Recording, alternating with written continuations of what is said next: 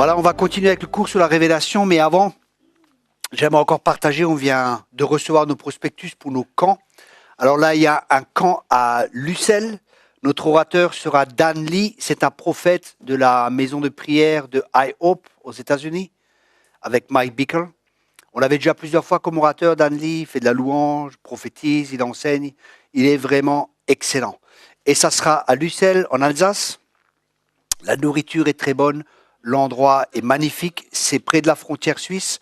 Je vous encourage vraiment à venir, c'est un très bel endroit. C'est une semaine de vacances, une semaine de détente. Ensuite, nous avons un autre camp avec un autre prophète, c'est l'année des prophètes. Cette année, on a invité 2 prophètes. Ça sera à Vannes, c'est en Bretagne, c'est un endroit aussi magnifique, c'est au bord de mer.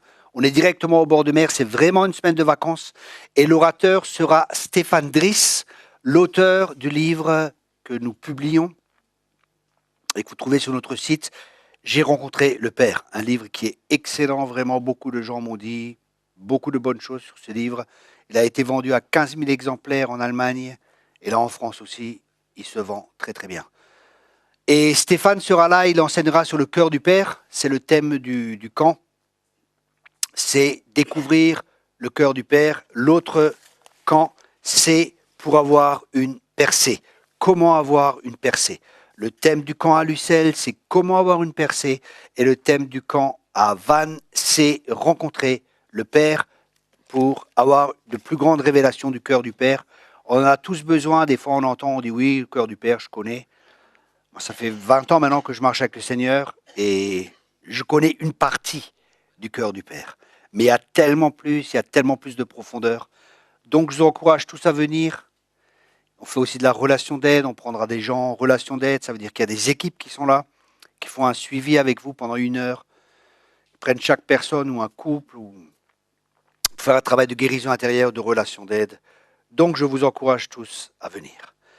Maintenant, pour continuer avec le message, on a vu que on est toujours en train de prêcher sur la révélation, et le mot révélation est le mot grec apocalypsis. C'est aussi l'Apocalypse, le dernier livre de la Bible, c'est le livre des révélations. Et la révélation est exprimée par l'hébreu, et c'est le mot gala. Et le mot grec, c'est apokalypto ou apocalypsis, qui signifie littéralement ôter le voile. C'est-à-dire que la révélation, c'est comme si on ôte un voile. Ça veut dire qu'il y a quelque chose qui existe, mais on ne le voit pas parce qu'il y a un voile qui est là. Et quand le voile est ôté, on voit. C'est-à-dire que cette chose est là, mais on ne la voit pas parce qu'il y a quelque chose qui nous empêche de voir. Et la révélation va nous permettre de voir. C'est manifester, c'est le mot phanero aussi, ôter le voile. Ça signifie aussi manifester ou rendre clair. Manifester ou rendre clair. C'est aussi le mot épiphéno qui signifie montrer. D'où le nom épiphanie ou épiphanéa qui signifie manifestation. Un autre mot grec, c'est deiknumi, qui signifie montrer. Ou alors un autre mot grec qui signifie aussi révélation, c'est exégéomai. Ça signifie déplier ou expliquer. Déplier quelque chose, ça veut dire on va le voir, ou alors expliquer quelque chose. Et des révélations, des fois, Dieu nous explique quelque chose. Vous êtes en train de lire un verset, vous n'arrivez pas à le comprendre, demandez au Saint-Esprit qui vous explique, ou méditez sur ce verset. La méditation va permettre que l'Esprit de Dieu va nous expliquer. Pourquoi que l'Esprit de Dieu nous explique? Parce que la Bible, elle dit que c'est l'Esprit qui enseigne, l'Esprit qui enseigne. C'est-à-dire que l'Esprit de Dieu est notre enseignant, il nous enseigne. L'Esprit de Dieu qui nous conduit dans toute la vérité. Et là aussi, nous voyons ce mot grec, c'est krématizo. Ça signifie instruire, avertir. Instruire et avertir. Ok.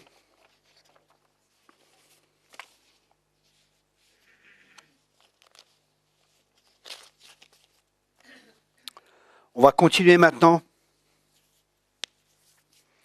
avec Pierre. On a vu que Pierre a reçu une révélation, mais on a vu qu'il y avait la tradition qui était là. les enseignements sont passés, tout le passé qui était là.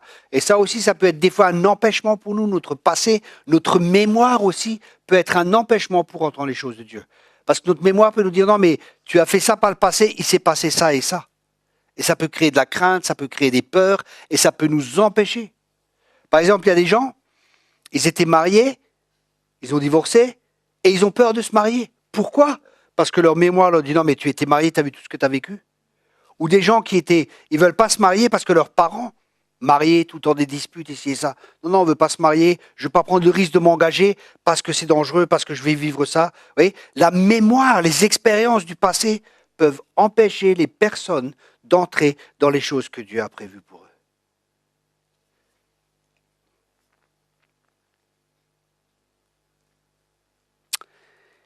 Pierre, par contre, ici, il obéit à l'injonction de l'Esprit, mais le combat continue dans ses pensées. C'est pour la raison pour laquelle on voit, vous voyez, l'Esprit de Dieu lui parle. Pierre était fort perplexe et se demandait ce que cette vision signifiait. Au verset 17.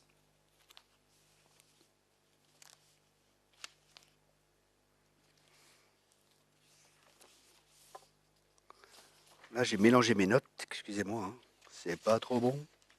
Mais bon, je me débrouillerai après. Et là, Pierre hésite, mais quand même il obéit. Et au verset 21, il est dit, « Alors Pierre descendit et se présenta en disant, « Me voici, c'est moi que vous cherchez. » Et de nouveau, il demande, « Pourquoi êtes-vous venu ?»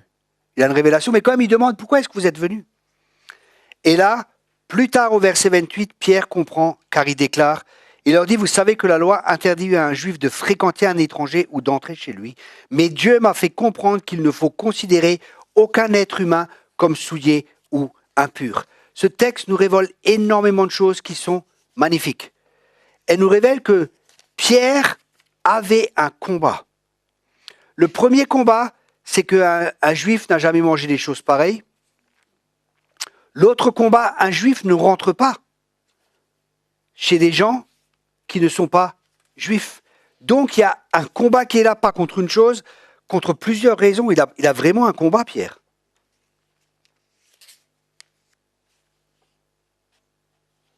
Voilà. J'ai retrouvé mes notes. Pierre avait vraiment un gros combat. Rappelez-vous, acte 10, verset 9. Et pourtant, Pierre a réussi à vaincre cela et à obéir. Et nous aussi, nous pouvons avoir des combats quand Dieu nous dit quelque chose. Va parler à cette personne. Dis-lui que je l'aime. Ou dis-lui que je veux la guérir. Imaginez-vous, vous êtes dans la rue, le Saint-Esprit vous parle. Ça, c'est la vie chrétienne normale. Hein. Le Saint-Esprit vous dit, va vers cette personne. Rappelez-vous dans la Bible, Actes des Apôtres. Hein. Actes des Apôtres, les actes des apôtres, en réalité, ce n'est pas les actes des apôtres. C'est les actes du Saint-Esprit. Ça signifie que c'est pour chacun de nous. Parce que la Bible a dit que nous devons marcher par l'Esprit et être dirigés par l'Esprit ou être conduits par l'Esprit. Car les fils de Dieu sont conduits par l'Esprit de Dieu. Ça veut dire que les actes des apôtres, c'est la vie normale de l'Église. C'est très important d'étudier pour savoir comment est-ce qu'ils vivaient. Comment vivaient les premiers chrétiens. On va apprendre plein de choses. Ils se réunissaient dans les maisons. Ils se rencontraient une fois le dimanche et une fois le mercredi dans la réunion de prière. C'est comme ça que c'est écrit. Chaque jour, ils étaient ensemble au temple. Ils se rencontraient souvent. Et nous, on a vécu ça, un temps de réveil. Les gens se rencontraient, mais nous, on n'avait pas besoin de dire, voilà, on va faire une réunion. Ce n'était pas des programmes. On aimait être les uns avec les autres. C'était une chose naturelle. Et je crois que Dieu est en train de faire ça de plus en plus. Vous savez, c'est le problème qu'il y a, bien souvent dans nos églises, c'est que nos églises, on a oublié un point essentiel.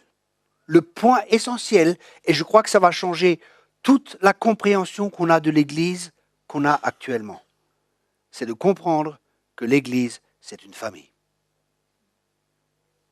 Imaginez-vous, vous comprenez et vous avez la vision de l'église en tant que famille. Est-ce que vous allez critiquer? Est-ce que vous allez juger votre frère? Est-ce que vous allez le rejeter? Est-ce que vous allez agir de telle et telle manière?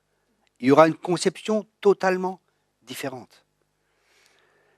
Je parlais avec Saïd, je ne sais pas si vous connaissez Saïd Oujibou, et on partageait sur beaucoup de choses, et justement je partageais sur ça que ce que Dieu est en train de faire actuellement, faire des disciples, et que l'Église est en train de changer, qu'il y a une réforme qui est en train de se faire.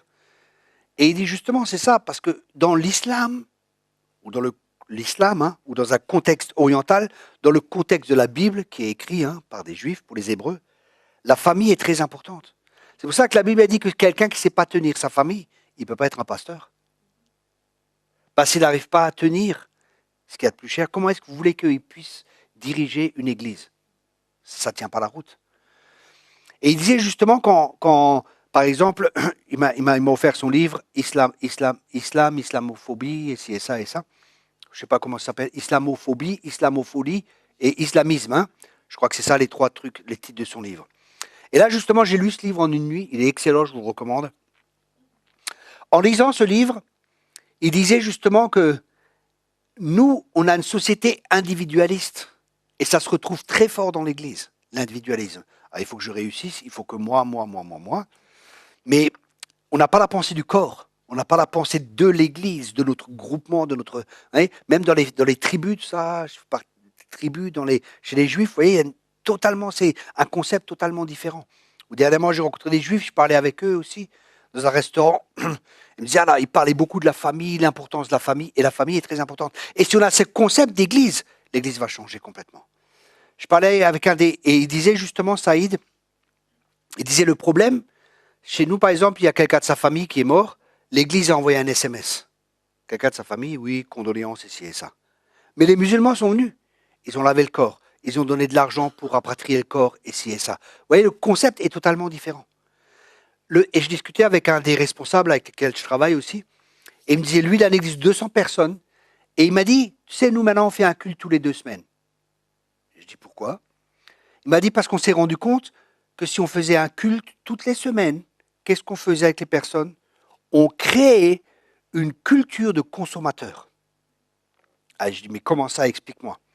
Elle m'a dit, tu vois, maintenant, on fait un culte tous les 2 semaines, et dans la semaine où on ne fait pas de culte, on dit aux gens, il y a 200 personnes dans l'église après, on dit aux gens, réunissez entre vous. Alors ils font des groupes de 20 ou 40 personnes qui se réunissent entre eux, et ils discutent entre eux, ils invitent les voisins, et ci et ça, et tous les 15 jours, ils se rassemblent.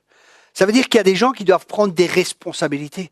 Tout ne dépend pas d'un homme qui est devant, tout ne dépend pas d'un pasteur qui doit toujours nourrir le peuple, de la personne, le pasteur doit être en forme, le groupe de louanges doit être en forme.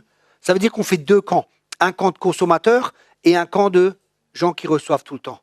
Et ça, c'est pas l'Église. Quand ils étaient ensemble, la Bible a dit que chacun amène quelque chose. Ça veut dire que chacun devait avoir une révélation, chacun devait prendre du temps avec le Seigneur et avoir quelque chose. Vous voyez, il y a le pasteur, par exemple, qui partage, ou un des leaders partage, les autres, ils écoutent, et après, ils partagent aussi ensemble. Ah, moi, j'ai reçu une révélation. C'est bien ce que tu as dit. Waouh, ça m'a amené une révélation. Mais sur le même texte, j'ai eu telle et telle révélation. Vous comprenez? Et ça, c'est ce que je pense que Dieu est en train de faire et ce que Dieu veut faire. Parce que peut-être il y aura un temps où on ne pourra plus se rassembler comme ça. Et le problème, c'est qu'on crée souvent des gens immatures. Et ça fait que des gens dépendent, souvent dans certaines églises, on voit ça, les gens dépendent de programmes. Ils ne dépendent pas du Saint-Esprit. Ils dépendent des programmes que l'Église fait. Alors il y aura telle réunion, waouh, on va y aller. On va devoir avoir une imposition des mains. On va recevoir une prophétie. On va recevoir ci et ça et ça et ça. Et les gens dépendent de programmes qui sont faits dans les églises. Mais ils ne dépendent pas de la communion fraternelle et ils ne dépendent pas du Seigneur. Vous voyez ce que je veux dire? Vous comprenez? C'est peut-être un peu, comment dire, je pousse un peu loin le bouchon, ok? C'est pas partout comme ça, c'est pas, vous voyez? Vous comprenez ce que je veux dire? Il faut aussi mettre un peu de, comment on dit? De l'eau dans dans le bain? Dans le vin, pas dans le bain. Dans le vin. On met pas d'eau dans le bain, c'est pas bon. On ne pourra pas se baigner. Ok. Il faut mettre un peu d'eau dans le vin. Vous comprenez, il faut atténuer les choses aussi. Mais bien souvent, c'est comme ça. Je vois, il y a des églises, il y a tel programme, tel programme, tel programme. Alors, c'est les chrétiens que j'appelle sous-marins. Le dimanche, ils font surface. Le lundi, ils sont plus là. Et ils sont de nouveau dans le monde. Pourquoi? Parce qu'on ne les a pas habitués à développer une vie avec Dieu. Jésus il a dit, allez, faites de toutes les nations des disciples. pas des consommateurs, pas des gens qui chauffent des chaises tous les dimanches, mais de faire vraiment des disciples. Ça veut dire des gens qui peuvent faire l'œuvre de Christ, qui font l'œuvre de Christ, qui laissent vivre Christ en eux pour que Christ puisse se manifester au travers d'eux. Et Christ veut se manifester au travers de chacun. Ça, c'est l'école de disciples. Pour l'instant, on est beaucoup encore dans l'enseignement, mais on va passer dans l'enseignement avec le pratique. Ça veut dire on va faire des choses plus tard, on va passer à la guérison, prier pour les malades, on va enseigner sur la guérison intérieure. Ça veut dire vous allez entendre des choses, ça va vous-même vous guérir, ça va vous-même vous donner des clés pour la guérison intérieure. Mais après, le but, c'est que vous-même vous alliez et que vous exerciez la guérison intérieure avec les personnes par le Saint-Esprit. Comprenez ? Sinon, on va juste être des gens qui vont chauffer les chaises. 20 ans de vie chrétienne, 20 ans, oui, nous savons. Nous savons que les gens partent en enfer. Nous le savons. Mais que faisons-nous pour que ça change ? Que faisons-nous pour qu'ils n'y aillent pas ? Ça ne sert à rien de savoir que les gens vont en enfer. Si on n'évangélise pas, si on n'annonce pas la bonne nouvelle, si on ne fait pas ce qu'il y a à faire pour que les gens n'y aillent pas, ça ne sert à rien. Les gens crèvent de faim, oui, moi j'ai un frigo plein. C'est bon. Ça ne nous intéresse pas. Vous comprenez ? Et ça, ce n'est pas le christianisme. Le christianisme, c'est donner, c'est laisser sa vie pour les autres, c'est laisser Christ vivre au travers de nous. Et là aussi, on a besoin de révélation. Et justement, l'Église est en train de changer. Pourquoi ? Parce qu'il y a une réforme qui vient. Et cette réforme, elle vient à cause de quoi ? Ou elle vient grâce à quoi ? Pas à cause d'eux. Elle vient grâce à la révélation. Parce que la révélation amène le changement. La révélation amène la réforme. Mais en fin de compte, ces révélations, c'est que Dieu nous amène de nouveau comme il veut que l'Église soit. Ça veut dire avec le fondement des apôtres, des prophètes. L'Église est fondée sous le ministère des apôtres et des prophètes, qui, eux, sont des ministères de révélation, qui amènent les révélations de ce que Dieu veut. Ça veut dire que c'est les choses du ciel qui reviennent sur la terre, pour que les choses de la terre soient semblables à ce qui se passe au ciel. C'est pour ça que l'Église, il y a les 5 ministères nouveaux qui vont tourner de plus en plus, et qui vont de nouveau restructurer l'Église comme Dieu voudrait qu'elle soit. Parce que souvent, on a des modèles d'église. On a un modèle et on pense, voilà, c'est comme ça que ça doit être. Alors que c'est pas, quand on lit les Écritures, c'est pas selon le modèle de Dieu. Et là, il faut permettre à l'Esprit de Dieu de nous montrer quelle est la prochaine étape pour se rapprocher de ce que Dieu veut. Parce que ça se fait par étapes, ça se fait pas en une fois. On va pas prendre le bébé, jeter l'eau du bain et le bébé avec. Il faut aller par étapes. Et Dieu sait comment on est. Il nous conduit étape par étape. Parce qu'il y a des choses qu'on peut mettre en place maintenant, mais il y a des choses qu'il faudra mettre en place plus tard.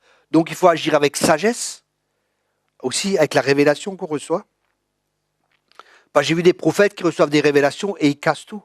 Ce n'est pas le but de tout casser. Il faut casser ce que Dieu nous dit de casser, mais il faut aussi construire. Ce n'est pas juste casser. Quand on lit Jérémie, il cassait, il arrachait, mais en même temps il plantait. Donc il y a des choses qu'il faut arracher, mais il faut amener quelque chose. Il y a des gens qui viennent, oui, l'église, c'est pas bien, c'est pas comme ça doit être, ici et ça, et ils cassent tout. Ok, c'est bien. Mais qu'est-ce que tu proposes ? J'ai rien à dire. J'ai pas d'autre. Alors là, c'est pas bien du tout. C'est bien de dévoiler ce qui va pas. Mais comment il faut amener quelque chose ? Il faut amener la solution. C'est bien de révéler le problème, mais quelle est la solution ? Voilà, dire à quelqu'un, tu as tel... J'ai vu des gens, des fois, ils me disent, oui, un pasteur un tel m'a dit que j'ai un démon. Je dis oui, et puis vous pouvez prier pour moi pour la délivrance ? Je dis écoute, si tu as dit que tu as un démon et qu'il te laisse comme ça, c'est peut-être lui qui a un démon. Vous comprenez ce que je veux dire ? Je m'explique. Vous imaginez Jésus, il arrive vers quelqu'un, tu as un démon, frère. Et il le laisse comme ça, il s'en va. Vous imaginez que Jésus est comme ça ? Vous imaginez le joug que cette personne, qui est mis sur cette personne ? Les problèmes, cette personne a dit, j'ai un démon, mais personne ne peut m'aider. Vous ne faites pas ça, quoi. Dites pas à quelqu'un, tu es un démon, et vous le laissez comme ça. S'il a un démon, chassez-le, vous n'avez pas besoin de lui dire, vous lui imposez les mains, et vous chassez le démon, vous lui dites, je pars, et vous délivrez la personne, c'est fini, c'est pas la peine de lui dire, tu es un démon. Vous vous rendez compte ? Mettez des jougs sur des personnes, si c'est pas vrai. Même si c'est vrai, la personne, ou si c'est pas vrai, vous vous rendez compte ? La personne va se dire un démon, elle va commencer à penser, elle va se fixer sur le démon, et en fin de compte, elle en aura un.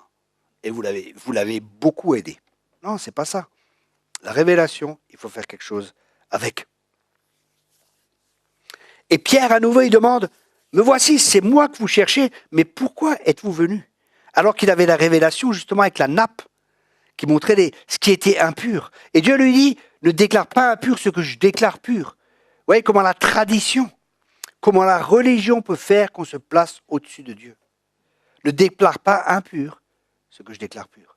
Comme la religion et la tradition, dans le ministère de la femme, hein, il y a des gens comme ça, ils sont contre le ministère, c'est terrible ça. Ils sont contre le ministère de la femme alors qu'il y a à peu près, allez, je vais être gentil, 60% de femmes dans l'église, je crois qu'il y en a 70.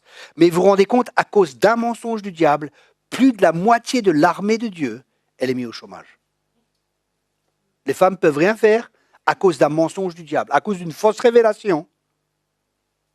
Une moitié de l'église est mise au chômage et ne peut pas être utilisée par Dieu. J'ai un ami un jour, quelqu'un est venu lui demander « Qu'est-ce que vous pensez du ministère féminin ?» Et c'est un homme rempli de sagesse.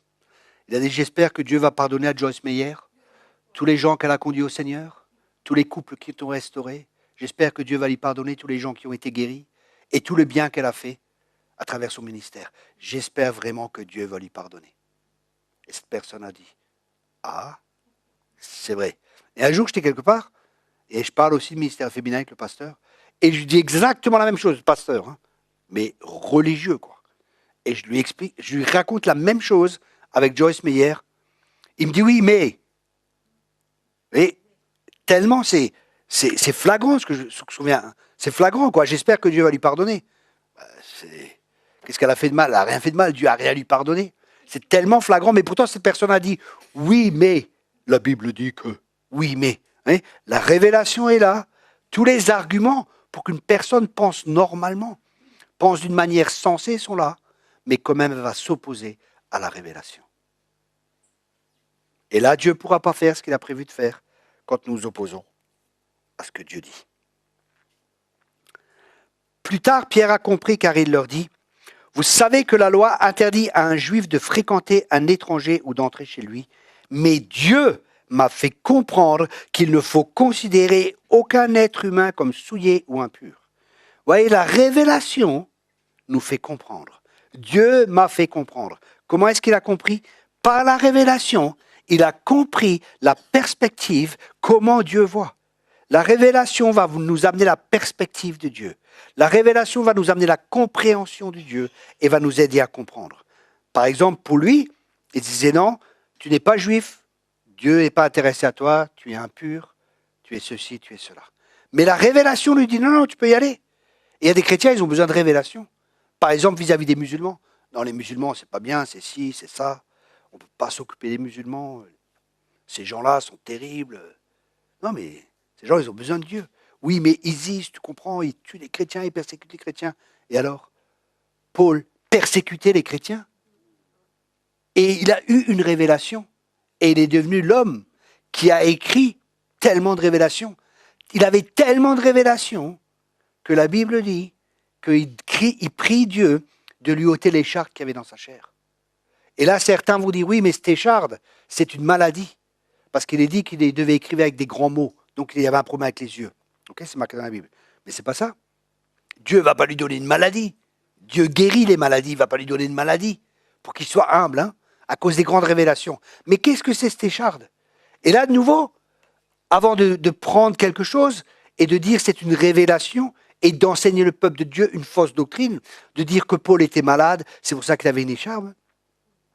Il y a des principes qui sont très simples, et ça nous apprendrons plus tard, comment étudier la parole de Dieu. Un des principes, c'est de lire dans le contexte. Et quand on lit ce contexte, où il y a l'écharde, il parle de quoi? Il parle des persécutions qu'il avait. Et toutes les persécutions qu'il avait, c'était comme une écharde pour lui. Vous allez être persécuté. C'était comme une écharde.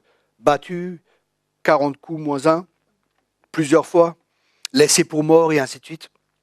Ça, c'était l'écharde de Paul. Partout où il allait, paf, ça commençait.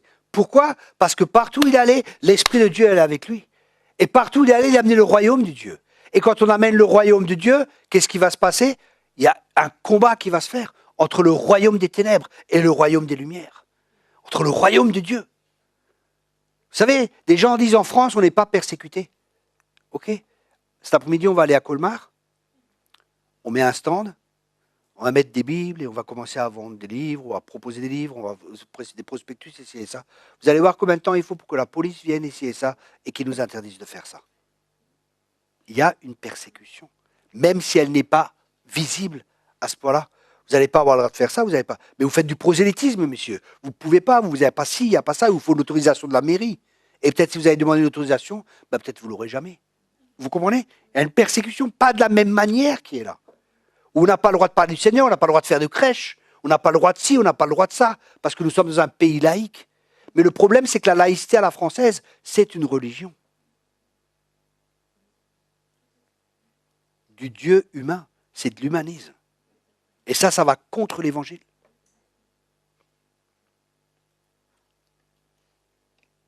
C'est l'esprit qui prépare le chemin de l'Antichrist, c'est l'humanisme. Et cette qualité qu'avait Pierre, justement, c'est que quand il dit « Mais Dieu m'a fait comprendre qu'il ne faut considérer aucun être humain comme souillé ou impur. » Donc il avait une révélation de Dieu qu'il ne faut considérer aucun être humain comme souillé ou impur, alors qu'au préalable, il considérait que les Juifs, qui étaient purs, et qui n'étaient pas souillés. Et cette qualité de perception spirituelle, ou cette révélation, est acquise au travers de la relation de cœur à cœur avec le Seigneur, dans une relation d'amour. C'est pourquoi l'Écriture déclare. 1 Corinthiens, chapitre 2, verset 9. Première épître aux Corinthiens, chapitre 2, verset 9. Mais comme le dit l'Écriture, il s'agit de ce que l'œil n'a pas vu et que l'oreille n'a pas entendu. Ce que l'esprit humain n'a jamais soupçonné, mais que Dieu tient en réserve. Ah, il y a des choses que l'œil n'a pas vues, il y a des choses que l'oreille n'a pas entendues, et il y a des choses que l'esprit n'a même pas soupçonnées. Et Dieu tient en réserve ces choses-là. Ça veut dire que Dieu a ces choses, mais qu'il les tient en réserve. Et c'est en réserve pour qui? Et là, l'Écriture déclare, pour ceux qu'il aime. Ça signifie qu'une clé pour la révélation, ou pour recevoir des révélations, c'est notre amour pour Dieu. Pourquoi? Parce que quand on aime Dieu, on veut prendre du temps avec lui. Quand on aime Dieu, on veut le connaître. Et le fait de prendre du temps avec lui, de le connaître, Dieu va se révéler à nous. Parce que Dieu se révèle à ceux qui le cherchent de tout leur cœur. Dieu est un Dieu qui se révèle, mais ce n'est pas pour tout le monde. C'est pour ça qu'il y a des gens qui reçoivent des révélations, et il y en a d'autres qui ne reçoivent pas. Parce qu'il y en a qui cherchent Dieu, et il y en a qui ne cherchent pas Dieu. Et il y en a qui le cherchent de tout leur cœur. C'est surtout ça. Parce qu'il y en a qui cherchent Dieu, on voit des gens comme ça des fois. Vous ne les voyez jamais dans les rassemblements. Vous ne les voyez jamais à l'église ou dans les rassemblements. Hein. Parce que quand on dit des fois à l'église, ça veut dire le bâtiment. Mais je ne parle pas de ça. Je parle de réunion. Réunion de prière ici et ça. Vous ne les voyez jamais. Sauf quand ils ont des problèmes. Quand ils ont des difficultés. Là, ils viennent. Est-ce que je peux avoir la prière? En fin de compte, pour eux, Dieu, c'est un automate. Quand j'ai besoin de Dieu, je prends ma pièce de visite de l'église, je la mets dedans et je tire. Merci Dieu, je reçois. Mais Dieu n'est pas un automate. Dieu veut pas qu'il soit. Dieu veut pas que tu te le représentes comme ça. Dieu veut être ton père. Il est ton père. Et il veut que tu le connaisses comme un père. Et plus tu connais Dieu comme ça, de cette manière, plus tu vas avoir une relation avec lui.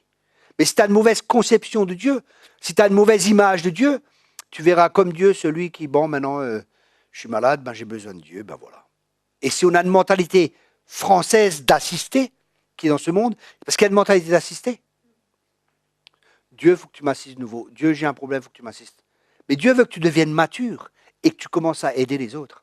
Ça veut dire quand tu viens dans les rassemblements, tu viens à l'église, c'est pas toujours pour que tu reçois, pour que toujours on te donne une parole, pour que toujours on t'impose les mains, mais c'est pour ramener quelque chose. C'est peut-être avoir une parole pour un frère, c'est peut-être avoir quelque chose à manger quand il y a l'agape, parce que vous voyez, des fois, il y a des gens, il y a une agape, et il y en a, ils n'ont jamais rien. Ils mangent toujours, sous le frais des frères et des autres. Parce que Allah est grand, et Mohamed, il profite. Hein, c'est ça. Dieu est grand, et eux, ils profitent, quoi. Ah, il y a une agape, ils n'ont jamais rien. C'est toujours le repas des autres. Qu'est-ce qu'ils ont amené à manger aujourd'hui? Oh bah purée, t'aurais pu amener un peu plus, hein. T'as pas de crevettes aujourd'hui, mais l'autre fois t'avais amené des crevettes. Je sais que je parle à des gens, dans vos églises vous vivez pas ça, je le sais. Au moins, je l'espère, je ne le sais pas, mais c'est malheureusement comme ça. Il y a des gens dans les églises qui profitent. Et c'est terrible. Et vous savez pourquoi je crois que c'est comme ça aussi? Je crois que c'est parce qu'il manque de révélation. Parce que s'il y a un esprit de révélation qui est là, les membres de l'église qui marchent sous un esprit de révélation, ils savent exactement ce qui se passe. Et après, peut-être vous pouvez leur dire, écoute, c'est bien que tu viennes, mais ici, c'est pas les restos du cœur. C'est presque tout comme, mais c'est pas les restos du cœur. Alors c'est peut-être bien aussi, peut-être que tu amènes quelque chose.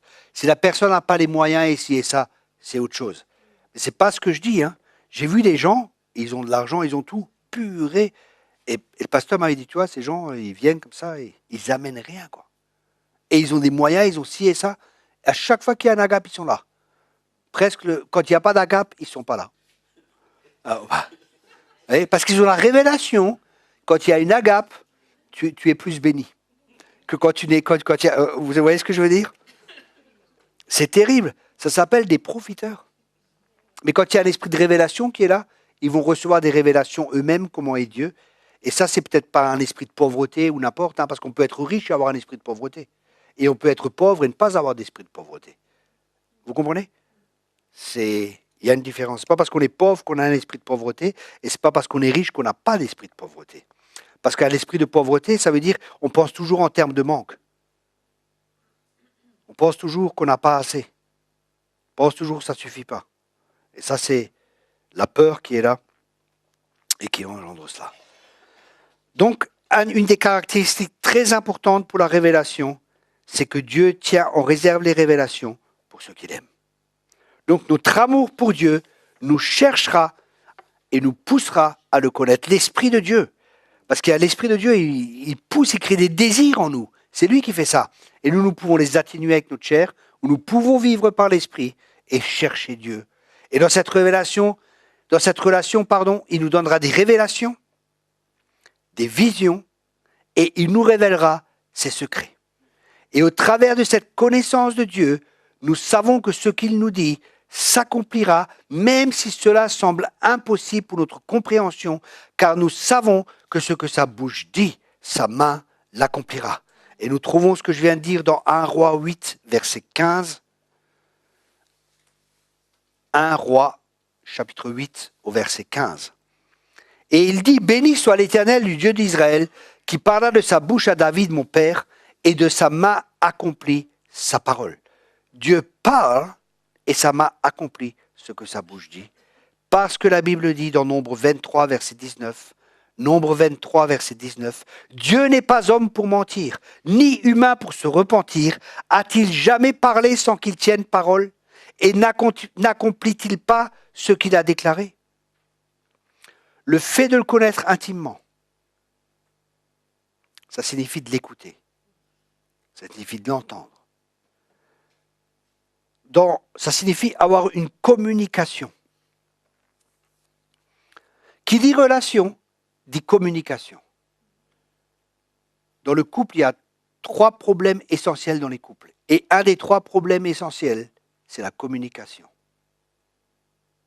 Il y a 3 problèmes essentiels, vous voulez savoir ce que c'est?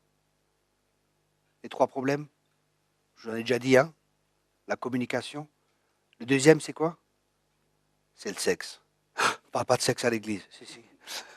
Le troisième problème, c'est quoi? C'est l'argent. Les 3 problèmes, c'est la communication, le sexe et l'argent. Et Dieu a une réponse à tout. Pour la communication, Dieu a une réponse. Pour le sexe, Dieu a une réponse. Eh oui. Pour le sexe aussi. Et réjouis-toi des seins de ta femme. Vous vous rendez compte? Comment Dieu parle. Et les seins, c'est pas S-A-I-N-T-S, c'est S-E-I-N-S. OK? Sinon, le gars, il va se dire, oui, les seins de ma femme, elle a Saint Paul, elle a Saint Marie, elle a la statue de Sainte Bernadette, je me réjouis de ce sein. Non. Vous savez, Dieu n'est pas religieux. Dieu n'a pas de problème avec ça. Si vous avez un problème avec ça, c'est que peut-être que vous avez un religieux. Les problèmes dans les endroits où il y a de la religiosité, c'est ça. On ne parle pas de sexe. Et c'est là qu'il y a le plus d'adultère, c'est là qu'il y a le plus de péchés sexuels. Pourquoi? Parce qu'on n'en parle pas. Ou alors les églises, on ne parle pas d'argent dans notre église, nous sommes tellement spirituels. Pourquoi? Qu'est-ce qui se passe? Ils sont séparés du monde naturel. Et ça, c'est la pensée grecque qui nous influence. Et ça peut être aussi une influence, justement, qui nous empêche de recevoir des révélations. C'est que nous séparons le monde naturel du monde spirituel. Alors que dans la pensée juive, c'est complètement différent. Le monde naturel fait partie du monde spirituel, le monde spirituel fait partie. Parce qu'un influence l'autre. Mais ça, on verra ça plus tard. Le fait de le connaître intimement et de l'écouter produit en nous une foi à toute épreuve. C'est là que l'impossible devient possible. C'est là que nos limites sont repoussées pour faire place à ses limites. C'est là que le naturel laisse la place au surnaturel. Et je reviens au terme de la communication. La communication, c'est communiquer. Ça veut dire qu'il faut un émetteur et un récepteur. Mais le problème, pour nous, c'est que nous sommes souvent des émetteurs. Mais nous devons aussi apprendre à être des récepteurs. Qu'est-ce que ça signifie? Qu'est-ce que fait un émetteur? Il émet. Ça veut dire qu'on est en train de parler. Oui, Dieu, merci pour mon canari, merci pour mon poussin, merci pour mon poisson rouge, merci pour ma grand-mère, merci de pouvoir à ceci, merci de pouvoir à cela. Merci Dieu que tu me bénisses. Moi, et moi, Seigneur. Merci encore de me bénir. Amen. Et on s'en va. Alors que Dieu est là, il dit, j'écoute, bon, ça fait 10 ans qu'il est chrétien, tous les jours j'entends la même prière. Ça commence à être fatigant. Toujours il dit la même chose. Bon, il a fini de prier. Enfin, tu sais, je veux... Mince, il s'est de nouveau levé, il est parti. Mais à chaque fois que je veux lui parler, ça s'appelle un monologue. Ce n'est pas un dialogue. La communication, c'est un dialogue. Ça veut dire que Dieu nous communique.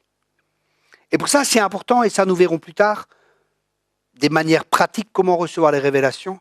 Là, juste, je lance j'aiguille un peu, c'est de se trouver un endroit où on est capable d'avoir la bonne fréquence. C'est comme une radio. Vous savez la radio? Vous êtes en train de chercher. Là, ce coup, non, je ne parle pas en langue. Vous avez capté les Chinois. C'est pas, vous comprenez rien. C'est pas bon. Mais là, ce coup, waouh. Là, c'est, comprenez clairement. Et ça, c'est pareil. Nous devons nous mettre en position. Notre émetteur, notre récepteur doit être mis en position pour recevoir de Dieu. Et pour ça, la Bible a dit, enferme-toi dans ta chambre, va dans ta chambre. Des fois, à chercher un endroit calme, où on est au calme. Mais des fois, les gens, ils n'aiment pas le calme parce qu'ils ne sont pas habitués au calme. Le calme, ça les dérange et ils ne sont pas à l'aise. Et là, on doit apprendre justement à ce que mon âme se taise, à être au calme, à être dans le secret de la chambre, là où Dieu va pouvoir nous parler, cœur à cœur, où il va pouvoir nous révéler ses secrets, où il va pouvoir nous révéler les choses, où il va pouvoir nous communiquer les choses. Et là, Dieu va nous parler, ça va nous emmener dans une nouvelle dimension, ça va nous amener dans l'impossible. Ça va nous amener du naturel dans le surnaturel. Ça va nous amener dans une autre dimension. Ça va nous permettre de vivre par la foi. Nous ne pouvons pas vivre par la foi si nous n'avons pas de révélation. Parce que la foi vient de ce que l'on entend. Et ce que l'on entend vient de la parole de Dieu. Et le juste vivra par la foi. Vous comprenez pourquoi c'est tellement important les révélations?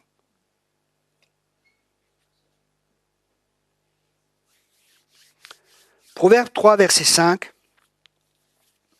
Proverbe 3, verset 5.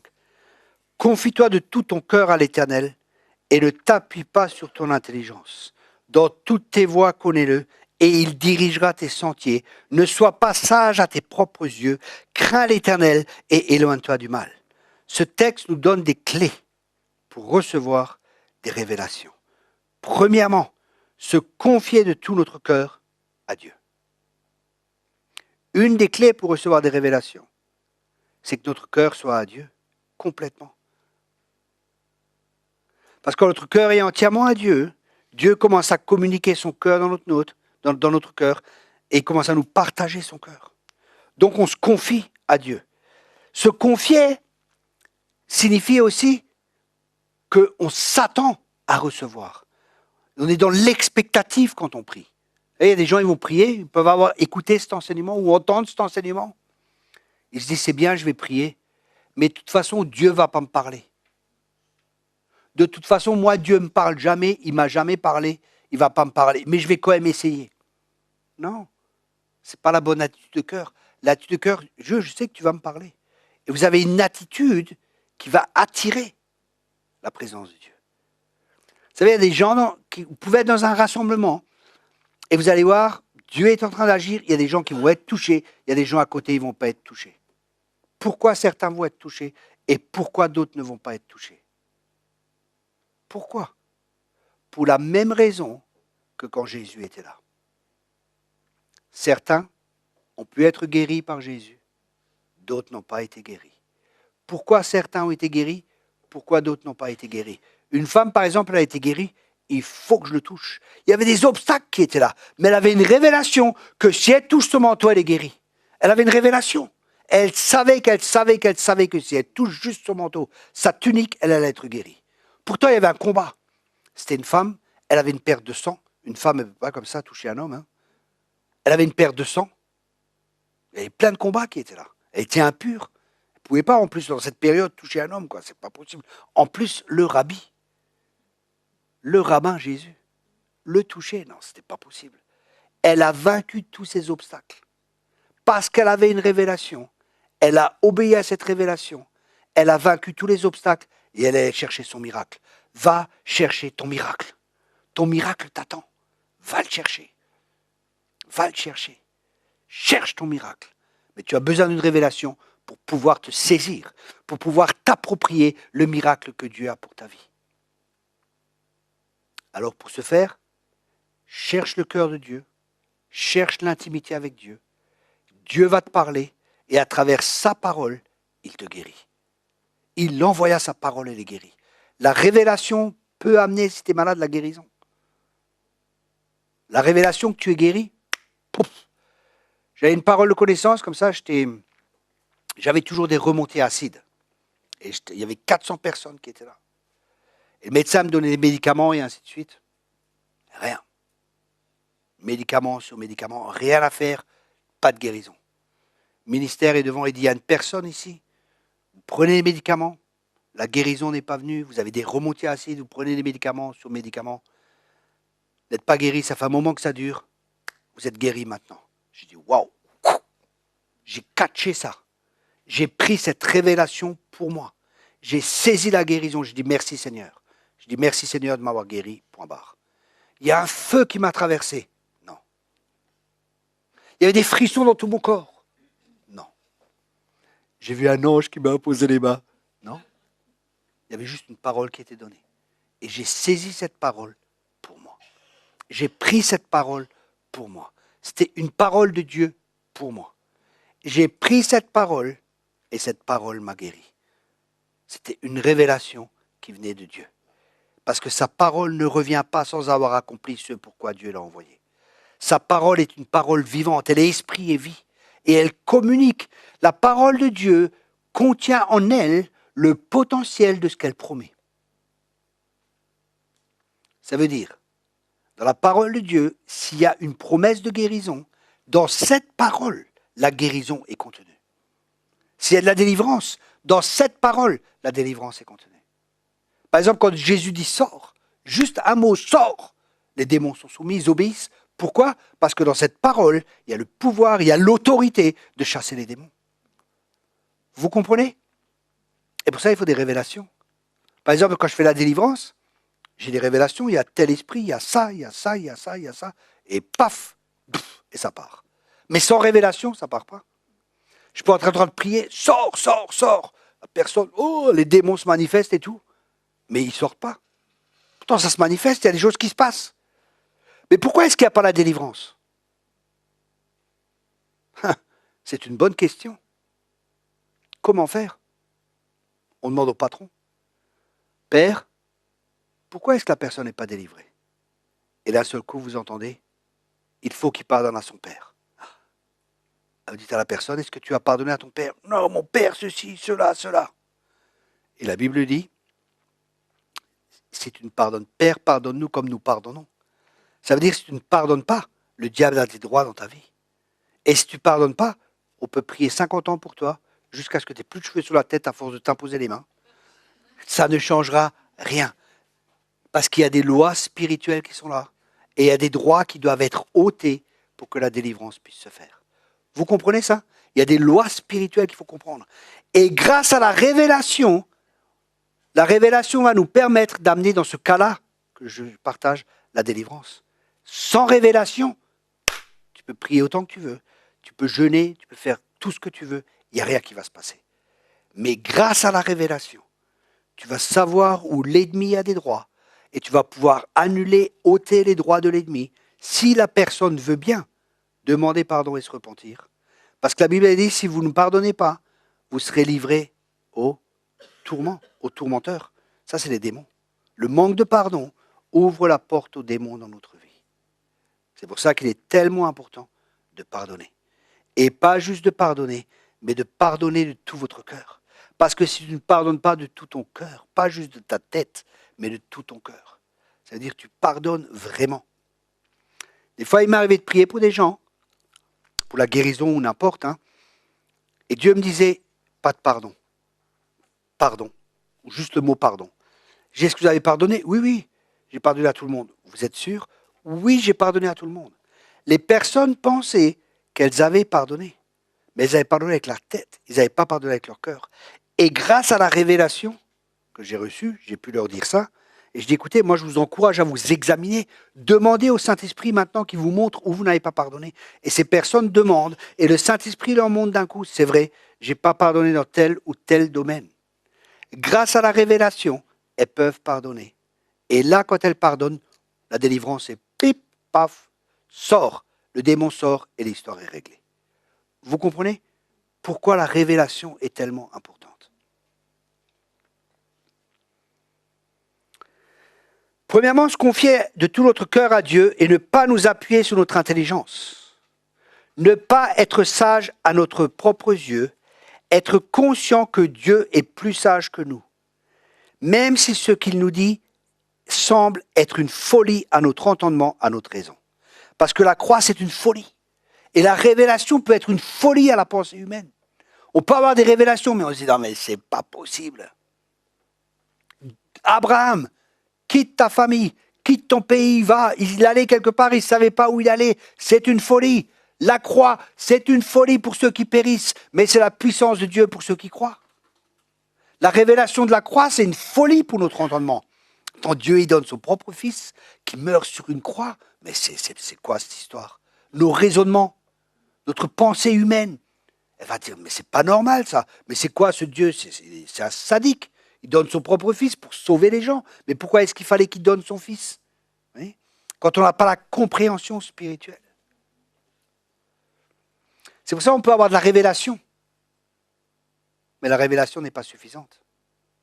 Il faut de la sagesse. Il faut de l'intelligence. Et il faut de la connaissance. Rappelez-vous ici, ils ont reçu une révélation. Où est le roi des Juifs qui vient de naître? Car nous avons vu son étoile en Orient et nous sommes venus pour l'adorer. Donc ils ont une révélation que le roi des Juifs devait naître. Et ils croyaient que c'était à Jérusalem. C'est pour ça qu'il est dit, le roi Hérode ayant appris cela, fut troublé et tout Jérusalem avec lui. Il assembla tous les principaux sacrificateurs et les scribes du peuple et il s'informa d'eux où devait naître le Christ. Donc ils avaient une révélation que le Christ devait naître. Mais ils n'avaient pas la connaissance. Et la connaissance, elle est venue grâce aux Écritures. Il lui dit à Bethléem en Judée, car voici ce qui a été écrit par le prophète. Donc il les ramena à l'Écriture et à la connaissance. Et rappelez-vous de Daniel. Il priait, il savait que les choses devaient être rétablies. Mais il n'avait pas la connaissance quand? Du temps. Qu'est-ce qu'il a fait? Il a commencé à chercher dans les Écritures. Et les Écritures lui ont révélé que ça allait être rétabli à telle et telle période. Donc, la révélation était là, mais il n'avait pas la connaissance pour appliquer la révélation. Vous comprenez ce que je veux dire? Ils avaient la révélation que le Fils de Jésus, que le Fils de Dieu était né, Jésus, que le Messie était né, mais ils ne savaient pas où. Donc tu peux avoir une révélation, mais ce n'est pas suffisant. Tu as besoin de connaissance. Et la connaissance, elle a été livrée, dans ce cas-là, à travers les Écritures. Donc des fois, on peut avoir plusieurs personnes, on peut avoir une révélation, mais ce n'est pas suffisant. Tu peux avoir une révélation que Dieu, par exemple, il veut que tu crées une église. C'est bien, mais où? Avec qui? Quand? Avec quelle finance? Quel genre d'église? Quelle personne devons-nous attendre? Beaucoup de questions. Et la connaissance. Réfléchir. Il faut aussi être intelligent. Et cette intelligence, c'est l'intelligence divine, qui vient par le renouvellement de l'intelligence, qui va nous permettre de pouvoir appliquer la révélation grâce à la connaissance, à la sagesse et l'intelligence. Amen.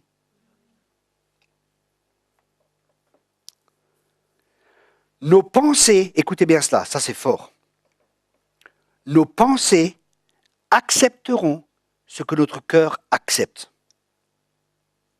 Nos pensées accepteront ce que notre cœur accepte. Si notre cœur n'accepte pas quelque chose, nos pensées vont combattre contre. La fonction du cœur est de faire confiance et de recevoir la révélation. Notre intelligence est donnée pour guider et comprendre. Je répète cela. La fonction du cœur est de faire confiance, okay, et de recevoir la révélation. Parce que le cœur, il est souvent comparé à l'esprit dans la parole de Dieu. Notre intelligence est donnée pour guider et comprendre. On reçoit la révélation. Si notre intelligence, elle est renouvelée par l'Esprit de Dieu, en accord avec la parole de Dieu, elle nous permettra de comprendre la révélation et nous guider. Donc il faut les deux. Il faut la révélation et l'intelligence. Cet ordre des deux éléments nous permet de marcher dans les voies de Dieu. D'abord le cœur et ensuite l'intelligence. Pas d'abord l'intelligence, d'abord le cœur. C'est pour ça que la Bible dit « Garde ton cœur plus que toute chose, car de lui proviennent les sources de la vie ». La vie chrétienne, c'est une histoire de cœur. C'est une relation de cœur avec Dieu et une relation de cœur avec les autres. Tu aimeras de tout ton cœur Dieu et ton prochain comme toi-même. C'est toujours une histoire de cœur. C'est pour ça, n'endurcissez pas vos cœurs. Comme lors de la révolte, ils ont endurci leur cœur. Dieu leur parle, mais ils ont endurci leur cœur, ils n'ont pas voulu écouter Dieu. Vous voyez, comme quoi notre cœur est important. On peut endurcir notre cœur. Non, ça c'est pas juste. On m'a enseigné pendant des années cela et cela. Je refuse cela. Ça ne peut pas être juste. C'est pas parce qu'on t'a enseigné quelque chose que c'est juste. C'est pas parce que c'est marqué dans la Bible que c'est juste. Ce que toi tu interprètes. Parce qu'il y a des choses qui peuvent être marquées, mais tu peux mal les interpréter. Que l'homme ne porte pas de cheveux longs. Je connais des prédicateurs, ils ont des cheveux longs. Qu'une femme ne s'habille point comme un homme. Il y a des femmes qui ont des jeans aujourd'hui. Repentez-vous. Parce que la Bible dit que, vous voyez, on peut être tellement légaliste. La loi, on peut être tellement... Hein, c'est marqué dans la Bible, c'est vrai. Mais peut-être l'interprétation que nous donnons n'est peut-être pas la bonne. C'est pour ça que nous avons besoin de révélation. Parce que la révélation va nous donner la bonne interprétation. La révélation nous donne la bonne interprétation qui, à son tour, va nous donner la bonne compréhension. Je répète cela. La révélation va nous donner la bonne interprétation qui va nous donner la bonne compréhension. Écoutez bien cela. Ça, c'est important encore. Nous avons la pensée de Christ lorsque nous avons son cœur. Je répète cela. Nous avons la pensée de Christ quand nous avons son cœur. On ne peut pas avoir la pensée de Christ si nous n'avons pas le cœur de Christ. Et pour que nous ayons le cœur de Christ, Christ doit avoir notre cœur. Parce que quand il a notre cœur, il y a une communication qui se fait de son cœur à notre cœur. Et c'est là que nous avons la pensée de Christ. Quand on a le cœur de Dieu, on ne va pas juger quelque chose. Là, j'ai entendu, par exemple, un ami m'a dit qu'il lui interdisait, c'est un pasteur, enfin c'est un ministère, on lui interdisait de venir à la pastorale parce qu'il avait divorcé. Imaginez-vous. On lui interdit de venir à une pastorale parce qu'il a divorcé. Maintenant, vous avez le cœur de Jésus. Vous n'avez pas le cœur de Jésus. Vous êtes religieux et vous lisez pas de divorce ici et ça et ça. Vous allez dire c'est vrai. Il ne peut pas être de ministère parce qu'il a divorcé et ceci et cela et cela. Mais maintenant, vous avez le cœur de Jésus. Comment vous allez interpréter ça? Vous allez dire, tu sais, on ne connaît pas la situation. Peut-être qu'il était marié à un dragon.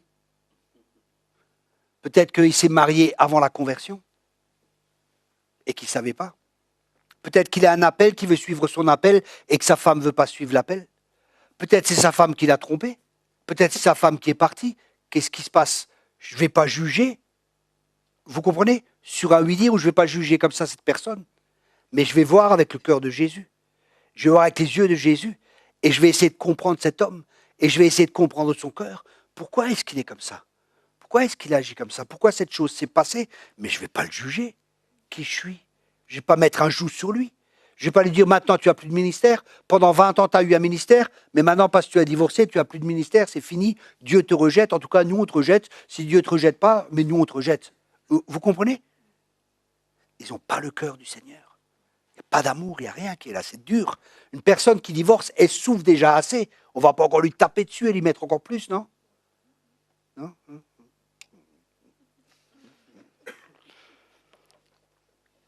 Il est important de comprendre ce processus, car sans cela, nous ne pourrons pas avancer efficacement avec le Seigneur. Amen. Dans le prochain message, nous allons encore continuer sur la révélation. Il y a tellement, tellement de choses à dire.